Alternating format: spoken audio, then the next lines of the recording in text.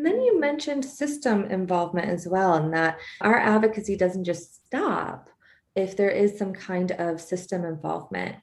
And some of the research that we've done have found that partners and ex-partners who seek to exert power and control over survivors will often leverage child protective systems in order to exert that power and control over survivors and really undermine and threaten their connection with their children. And so, how can advocates best support survivors who may be experiencing this kind of abuse? Yeah, it's incredibly common. We see it all the time. I think, again, destigmatizing it and then understanding that advocating for survivors might mean that you don't agree with the systems and you're going to have to advocate with them and be honest and talk about, you might be the only person sitting around that MDT table, multidisciplinary team table, that's talking about, this person's actual right to parent and their ability above and beyond the substance use. So I think being the person in the room that speaks up for the survivor is valuable. Here in West Virginia, we have what we call domestic violence specialists. They work within the CPS system, but they work for us, like they work for the local domestic violence program.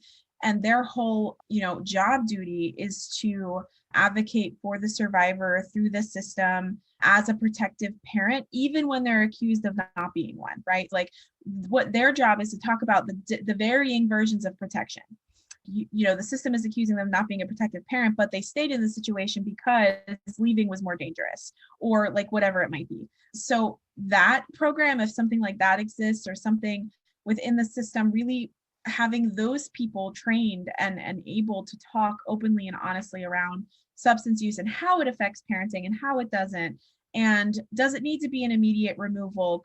What's other sort of, because oftentimes they're not even presented with any chance to improve, right?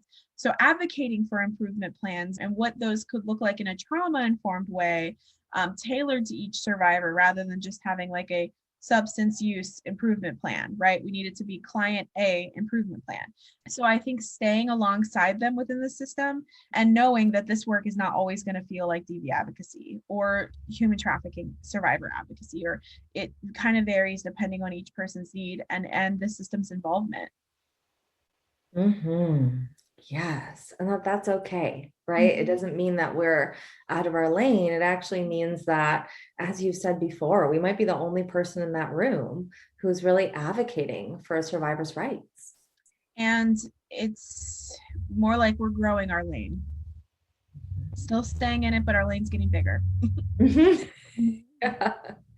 And realizing how all these things intersect and are connected, right? So it doesn't mean that we're the one who is, writing the script for medication assisted recovery or treatment, but there's so many ways that we can support. Mhm.